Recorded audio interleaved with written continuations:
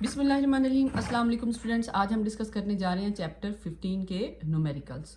सबसे पहले तो आप लोगों ने घबराना नहीं है क्योंकि इसके न्यूमेरिकल बहुत ज़्यादा हैं, 18 न्यूमेरिकल्स हैं। तो हम 6 की एक सीरीज़ बना लेंगे, मतलब इसमें मैं 3 वीडियोस बना दूंगी, पहले 6 न्यूमेरिकल की, फिर नेक्स्ट 6 और उसके बाद नेक्स्ट 6 की। तो इस तरह से बहुत आसान हो जाएगा। इसके अलावा मैंने एक और कोशिश की है कि मैंने इस तरह से आपके लिए फार्मूलाज लिखे हैं कि ये फार्मूलाज कितनी बार इस एक्सरसाइज में क्या हो रहे हैं, इस्तेमाल हो रहे हैं। अब यहाँ पे सबसे पहले देखिए कि हमारे पास चैप्टर 15 में ये फार्मूलाज और ये चैप्टर आप पीछे पढ़ चुके हैं, ठीक है। इसमें हमारे पास क्या है, इसमें हमारे पास है सबसे पहला फार्मूला जो है वो आपका पहले टॉपिक से रिलेटेड है। E इक्वल है VBL साइन थीटा। आपने ये देख लेना है कि हमारे पास ये फार्मूलाज कितनी बार इस्तेमाल हुए हैं, या हमें इनको हम याद कर लेंगे तो हमें कितना फ़ायदा पहुंचेगा, ठीक है। तो सबसे पहले देखें कि हमारे पास जो सेकंड फार्मूला है E इक्वल है ND∅/dt, ये हमारे पास 5 टाइम्स इन न्यूमेरिकल्स में क्या हुआ है, यूज़ हुआ है। इस तरह से E0 NWAB 4 टाइम्स, इस तरह से मतलब सबसे ज़्यादा ये 9 मतलब फार्मूलाज आपके 9 न्यूमेरिकल हो सकते हैं। इसमें से एक मतलब 9 टाइम्स ये इस्तेमाल हुए दोनों, ठीक है। तो E equal MDI/dt mutual induction में आपने पढ़ा, सेल्फ इंडक्शन में पढ़ा, ये 3 टाइम्स इस्तेमाल हो रहा है, ठीक है। N∅ इक्वल LI, ठीक है। इस तरह से हर टॉपिक में से जो भी इंपॉर्टेंट फार्मूलाज हैं तकरीबन सब इस्तेमाल हो रहे हैं। मैग्नेटिक एनर्जी हमारे पास थी उसके लिए, उसके बाद EMF, उसके बाद NS/NP VS/VP ट्रांसफार्मर से रिलेटेड है ये, ठीक है। तो आपने इनको बहुत अच्छे से पहले मेमोराइज कर लेना है। इसके बाद हम चलते हैं अपने 15.1 न्यूमेरिकल की तरफ, जो कि हमारे पास क्या कहता है, बहुत इजी भी है और तमाम न्यूमेरिकल तकरीबन कुछ एंगल्स अंडरस्टैंडिंग वाले हैं, बाकी तमाम न्यूमेरिकल जो है वो बहुत आसान है।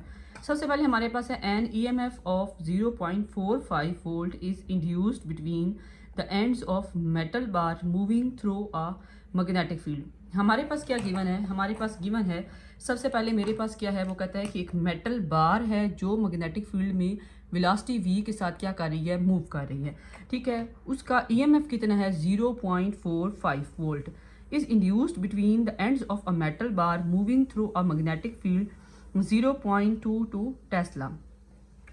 अब यहाँ पे हमने मैग्नेटिक फील्ड को भी नोट कर लिया, कितनी है, 0.22 टेस्ला। आगे क्या है, what field strength would be needed to produce an EMF of, ये बात समझने वाली है कि हमारे पास हमें कितनी मैग्नेटिक फील्ड चाहिए होगी जब हमें EMF कितना मिलना चाहिए, 1.5 वोल्ट। 1.5 वोल्ट EMF हासिल करने के लिए हमें कितनी मैग्नेटिक फील्ड चाहिए होगी, वो हमने फाइंड करनी है। And ends of the bar assume that all the factors remain the same. बाकी जितने भी फैक्टर्स हैं, मतलब उस मेटल बार की लेंथ जो है, उसकी जो स्पीड है वो क्या रहेगी, सेम रहेगी। हमारे पास देखें क्योंकि 2 बार वैल्यूज दी गई थी, एक बार EMF और फील्ड के बारे में बताया हुआ है, फिर उसने कहा कि हमें इतना EMF चाहिए तो हमें कितनी मैग्नेटिक फील्ड बढ़ानी पड़ेगी या कम करनी पड़ेगी, आप बताएं, ठीक है। तो उसके लिए हमने क्या किया कि इनको 1 1 और 2 2 का नाम ले लिया। सबसे पहले हमारे पास जो फार्मूला है मेनली वो हमारे पास है E इक्वल है VBL साइन थीटा, ठीक है। तो उसने हमें 1 2 की फॉर्म में वैल्यूज दी हैं, तो हम इस फार्मूला को 2 टाइम्स लिखेंगे, ठीक है। एक बार 1 और एक बार 2 के साथ।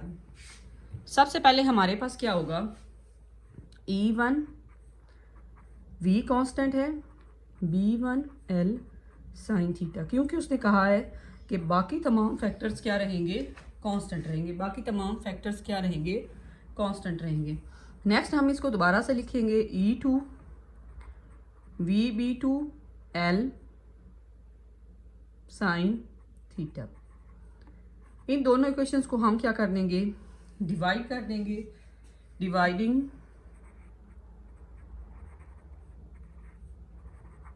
इक्वेशन 1/2, ठीक है। E1/E2 आ जाएगा और VB1L sine theta, VB2L sine theta, ठीक है। V से कट जाएगा, L से कट जाएगा, साइन से कट जाएगा, तो हमारे पास क्या बच जाएगा, E1/E2 B1/B2, ठीक है। अब हम क्या करेंगे, इसमें वैल्यूज़ पुट कर देंगे।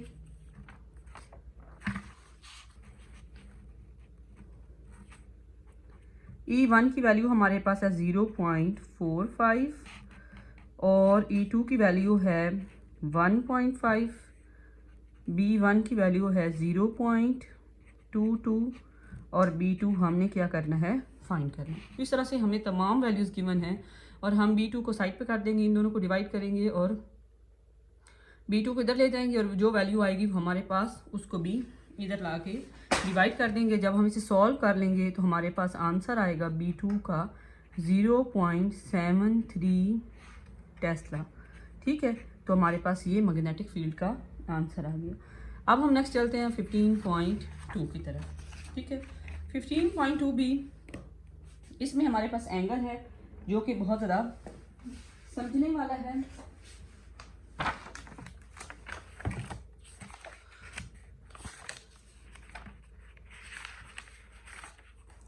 15.2 में वो हमारे पास कहता है कि the flux density B in the region between the pole face of horseshoe magnet is 0.5 weber per metre square. हमें क्या दिया गया, हमें सबसे पहले मैग्नेटिक फील्ड दी गई है और मैग्नेटिक फील्ड का आपको पता है कि 2 यूनिट्स हैं। सबसे पहले हम इसे टेस्ला भी लिख सकते हैं और टेस्ला के बजाय वेबर पर मीटर स्क्वायर भी लिख सकते हैं। ठीक है, द डायरेक्टेड वर्टिकली डाउनवर्ड, साथ साथ हम इसकी डायग्राम भी बनाएंगे जिसके ज़रिए से हमें इसका मेन एंगल समझ आएगा। ठीक है, वो कैसे बनेंगी, हमारे पास सबसे पहले कि मैग्नेटिक फील्ड किस डायरेक्शन में है, डाउनवर्ड डायरेक्शन में है। ठीक है, उसके बाद find the EMF induced in a straight wire. ठीक है, आपने क्या फाइंड करना है, ईएमएफ फाइंड करना है 5 सेंटीमीटर लॉन्ग। उसकी ये जो हमारे पास वो कंडक्टर है उसकी लेंथ कितनी है, 5 सेंटीमीटर। ठीक है, इसे हम मीटर में तब्दील कर देंगे सेंटीमीटर से। Perpendicular to B when it moves in direction at an angle of 60 degree with a horizontal with a speed of 100 centimetre per second. हमारे पास जो कंडक्टर है वो कितनी स्पीड के साथ मूव कर रहा है, 100 सेंटीमीटर पर सेकेंड के साथ, और उसका जो एंगल है वो कितना है, 60 है। तो किसके साथ, 60 डिग्री विद हॉरिजॉन्टल।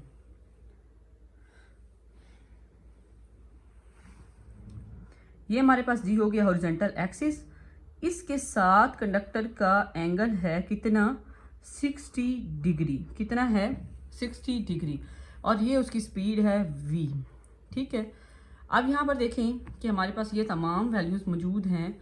ठीक है, b दिया गया है, l दिया गया है, v 100 सेंटीमीटर पर सेकंड था, तो आप क्या करेंगे, इसे 100 से डिवाइड कर देंगे तो हमारे पास जो वेलोसिटी बचेगी वो कितनी बचेगी, 1 सेंटीमीटर पर सेकंड। ठीक है, तो हमारे पास क्या होगा कि थीटा हमें 60 दिया गया है, जबकि वो थीटा किसके साथ है, हॉरिजॉन्टल एक्सिस के साथ है। ठीक है, और हमें थीटा फाइंड करना है v और b के दरमियान। तो हम सबसे पहले फार्मूला लिख लेते हैं, E इक्वल है v b l sine theta. अब यहाँ पर देखें, क्योंकि हमने ईएमएफ फाइंड करना है तो यहाँ पे ये देखें कि v की वैल्यू भी गिवन है, b की b, l की b, थीटा नहीं है हमारे पास। थीटा क्योंकि किसके दरमियान है, v और b के दरमियान है। किसके दरमियान है, v और b के दरमियान। तो यहाँ पर हमारे पास क्या एंगल होगा, यहाँ पे देखिए टोटल एंगल कितना है इन दोनों के दरमियान, हॉरिजॉन्टल एक्सिस और b के दरमियान 90 है। तो थीटा किसके बराबर होगा, 90 माइनस 60, तो ये हमारे पास आएगा 30। ये हमारे पास क्या आएगा, 30 आएगा। v कितना है, 1, b कितना है 0.5, l कितना है, और हमारे पास साइन थीटा, थीटा हमारे पास कितना है, 30 है। तो सिंपली हमारे पास ये कॉन्सेप्ट वाली बात थी, ये समझने वाली बात थी, क्योंकि स्टूडेंट्स जो होते हैं वो एंगल की वैल्यू डायरेक्ट पुट कर देते हैं तो न्यूमेरिकल के नंबर नहीं मिलते।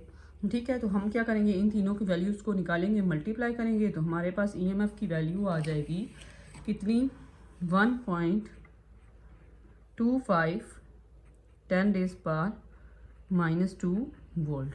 ठीक है, तो यहाँ तक हमारा ये न्यूमेरिकल क्या हो गया, क्लियर हो गया। बहुत छोटे छोटे से न्यूमेरिकल हैं, सिर्फ सिंपल थोड़ा सा एंगल कहीं पे कोई सॉल्व करना पड़ जाए, वरना बहुत आसान है।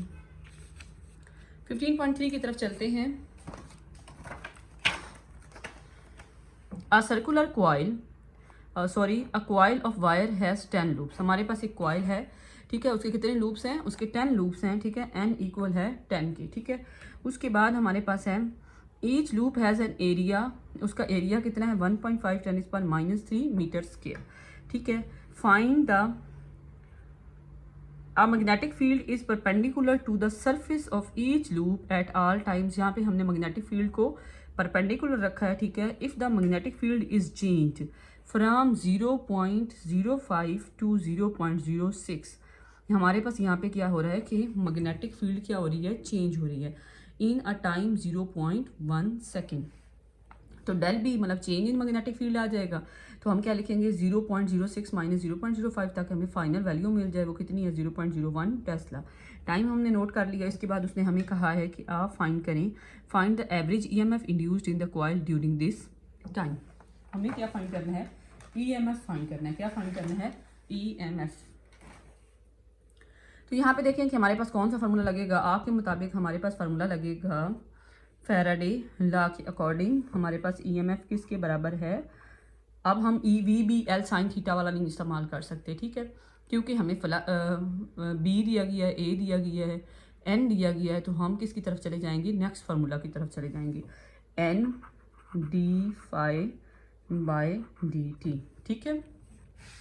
अब ये देखें कि आपने फ्लक्स के बारे में पढ़ रखा है कि फ्लक्स हमारे पास किसके बराबर है, बी डॉट ए के। हमारे पास फ्लक्स तब पैदा होता है या इंड्यूस होता है जब हमारे पास इन दोनों में से कोई एक भी चेंज हो रहा हो।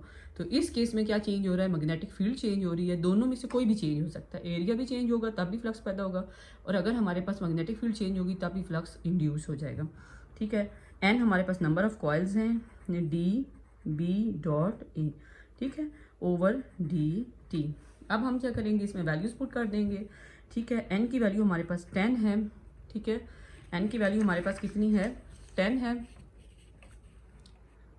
और बी की कितनी है, डेल बी की, ठीक है, चेंज इन फील्ड, ठीक है, 0.01, और हमारे पास एरिया कितना है 1.5 10⁻⁻3, टी कितना है 0.1, ठीक है। तो हम क्या करेंगे, इनको मल्टीप्लाई करेंगे, जस्ट डिवाइड करेंगे, तो हमारे पास ईएमएफ की वैल्यू आ जाएगी जो कि कितनी होगी 1.5 10⁻³ वोल्ट, ठीक है। तो यहाँ तक हमारा ये न्यूमेरिकल भी क्लियर हो गया। बहुत आसान कैलकुलेशन है, छोटे छोटे से न्यूमेरिकल्स हैं, ठीक है, बस इनकी तादाद ही ज़्यादा है। आगे हमारे पास है 15.4। 15.4 में वो कहता है कि a circular coil has 15 turns of radius 2 centimetre each. अब यहाँ पे देखें कि हमारे पास कॉइल कैसी है, सर्कुलर कॉइल है। क्या है, एक सर्कुलर कॉइल है, ठीक है, और उसमें नंबर ऑफ टर्न्स कितनी है 15, उनका रेडियस कितना है 2 सेंटीमीटर, और इनको मीटर में तब्दील कर देंगे, ठीक है। The plane of the coil lies at 40 degree to uniform magnetic field. ये बात समझने वाली है कि जो कॉइल का प्लेन है, जो कॉइल का क्या है, प्लेन है, वो हमारे पास कितने एंगल पे एग्जिस्ट कर रहा है, किसके साथ, मैग्नेटिक फील्ड के साथ 40 डिग्री पे। कितने डिग्री पे है, 40 डिग्री पे है, ठीक है। आप ऐसे समझ लें कि हमारे पास जो कॉइल है ना, उसको मैग्नेटिक फील्ड के ना तो अलाउंग रखा गया ना परपेंडिकुलर रखा गया, बल्कि टिल्ट करके एक दरमियाने से एंगल पे रखा गया जो कि क्या है 40 डिग्री है, ठीक है। तो हमारे पास इस तरह से मैग्नेटिक फील्ड लाइंस बहुत ज़्यादा है, मैंने सिर्फ एक ही ड्रॉ की है। इस तरह से मैग्नेटिक फील्ड लाइंस पास कर रही हैं, और उसमें सर्कुलर कॉइल को कितने एंगल पे रखा गया है 40 डिग्री पे, ठीक है। और ये लाइन जो है ये प्लेन को शो कर रही है, किसके, plane of the coil, plane of the coil, ठीक है।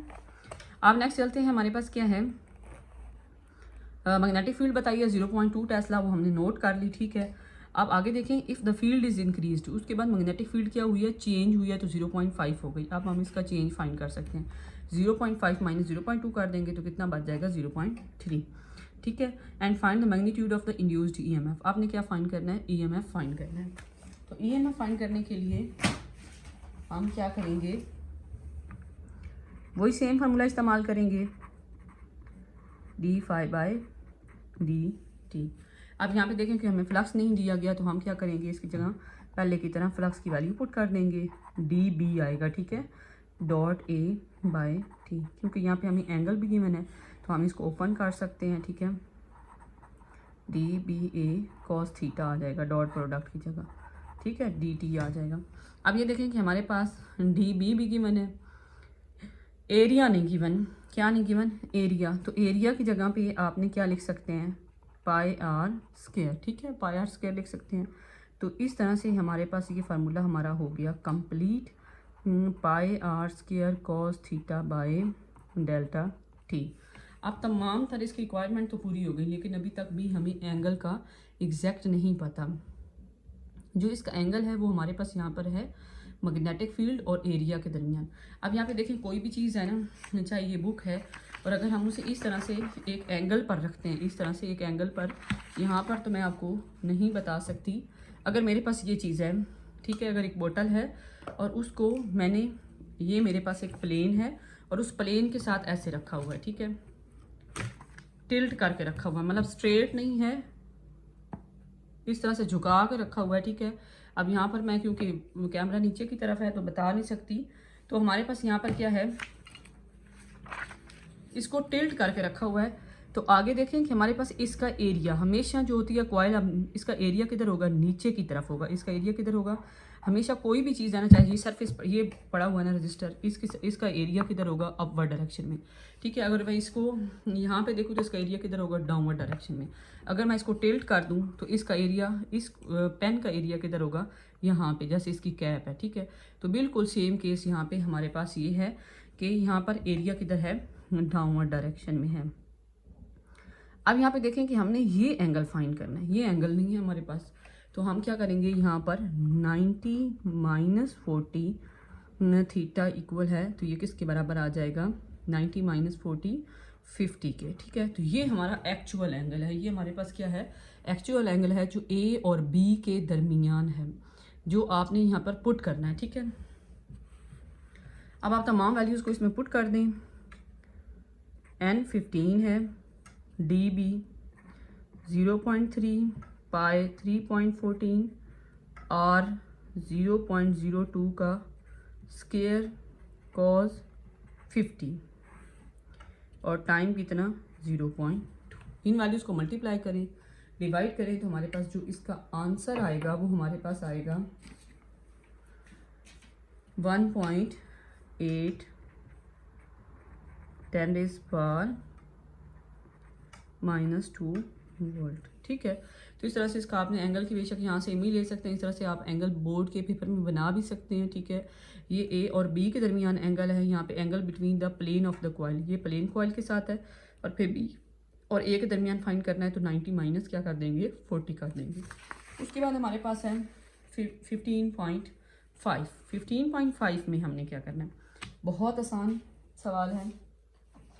यहाँ पर हमारे पास कॉन्सेप्ट दिया गया म्यूचुअल इंडक्शन का। किसका? म्यूचुअल इंडक्शन का, कि टू कॉइल्स हैं, ठीक है, are placed side by side and EMF is 0.8 volt, ठीक है। उनमें कितना ईएमएफ पैदा हो रहा है? 0.8 वोल्ट, ठीक है। Is observe in one coil when the current is changing at the rate of, ये चीज़ देखें कि ये क्या लिखा हुआ है? 200 एम्पियर पर सेकेंड। तो यहाँ पे 200 एम्पियर पर सेकेंड लिखेंगे। एम्पियर किसका यूनिट है? करंट का। पर सेकेंड किसका है? टाइम का, मतलब सेकेंड टाइम का है, तो del I by delta t लिखना है आपने, ठीक है। In their coil what is the mutual induction of the coils? M find करना है। क्या फाइंड करना है? एम फाइंड करना है। तो हमारे पास देखें ये कॉइल है, ये प्राइमरी कॉइल है, ये हमारे पास सेकेंडरी कॉइल है। यहाँ पे इसके साथ एक बैटरी कनेक्टेड है, ठीक है, एक रियोस्टेट लगा हुआ है। इसमें हम करंट को चेंज करेंगे तो हमारे पास खुद ब खुद ईएमएफ किस में इंड्यूस हो जाएगा? सेकंड कॉइल में। ये कॉन्सेप्ट आप पढ़ चुके हैं। एम किसके बराबर है इसके सोल्यूशन में? एम हमारे पास बराबर होगा ई bye D I D t, ठीक है। बस सिंपल सा है, बिल्कुल सिंपल सा, एक स्टेप में हो सकता है 0.8, ठीक है, और इसको किस में डिवाइड कर देना है? 200 से, और इसका आंसर आ जाएगा 4 हेनरी। इससे ज़्यादा आसान सवाल इस पूरी एक्सरसाइज में कोई नहीं है, सारे ही आसान है, लेकिन ये सबसे ज़्यादा आसान है। 4 मिली हेनरी आंसर आएगा, ठीक है। अब हम चलते हैं 4.6 की तरफ, वो भी सेम इसी म्यूचुअल इंडक्शन से रिलेटेड है, ठीक है। इसमें भी हमें बताया गया है कि appear of adjacent coil has a mutual induction, यहाँ पे हमें एम दे दिया गया है 0.75 हेनरी, ठीक है। If the current in the primary changes from 0 to 10 ampere, अगर हम प्राइमरी कॉइल में करंट को चेंज करेंगे कितने टाइम में, 0.025 सेकेंड में, what is the average induced EMF in secondary, तो ईएमएफ कितना इंड्यूस होगा। What is the change in flux in its secondary has 500 turns. वो कह रहा है कि हमारे पास म्यूचुअल इंडक्शन कितना है 0.75, डेल आई कितना है 10 एम्पियर, टाइम कितना है 0.025, एन एस दिया गया है। सबसे पहले आपको मैंने अभी बताया कि हमारे पास म्यूचुअल इंडक्शन में क्या होता है कि करंट एक में से पास होता है, प्राइमरी में हम चेंज करते हैं, सेकेंडरी में खुद ब खुद ईएमएफ इंड्यूस हो जाता है। तो वो कहता है जरी सी बात है, पहले करंट आपको पता है कि ईएमएफ के चेंज होने से हमारे पास फ्लक्स पैदा होता है, ठीक है, फ्लक्स इंड्यूस होता है, फ्लक्स की इंड्यूस होने की वजह से उसमें हमारे पास क्या आता है, करंट आता है। तो हमारे पास यहाँ पे देखें, यहाँ पर हमारे पास यहाँ पे सबसे पहले क्या होता है कि आप करंट चेंज करते हैं तो मैग्नेटिक फील्ड लाइन चेंज होती है, मैग्नेटिक फील्ड लाइन चेंज होती हैं तो हमारे पास ये फ्लक्स चेंज होता है, फ्लक्स के चेंज होने से ईएमएफ होता है, ठीक है। तो यहाँ पे अगर आपको, तो सबसे पहले हमारे पास हम फार्मूला इस्तेमाल करेंगे, ई इक्वल है म्यूचुअल इंडक्शन वाला, ठीक है, पहले की तरह। तो वो हमारे पास किसके बराबर होगा, E D I by d t के। तो हमें क्या गिवन है, हमें गिवन है ईएमएफ, तो बिल्कुल जैसे मैं पहले लिख रही थी वैसे ही लिखना था, formula D I by d T लिख सकते हैं। एम हमारे पास है 0.75, डी आई कितना है 10 और टाइम कितना है 0.25। इनको मल्टीप्लाई करें, डिवाइड करें तो हमारे पास इसका आंसर आता है 300। कितना आता है 300 वोल्ट, ठीक है। अब हमने फाइंड करना है उसके कहने के मुताबिक फ्लक्स डेल फाई, ठीक है। तो डेल फाई हम बिल्कुल पहले की तरह फाइंड करेंगे कि ई इक्वल है N d phi by d t के। हमें फ्लक्स फाइंड करना है, ठीक है। इसको इस साइड पे रहने दें, ठीक है, और इसको ले जाए जी डी फाई को दूसरी साइड पे, डी फाई इधर आ गया, ठीक है। इधर क्या हो जाएगा डी टी बाय एन।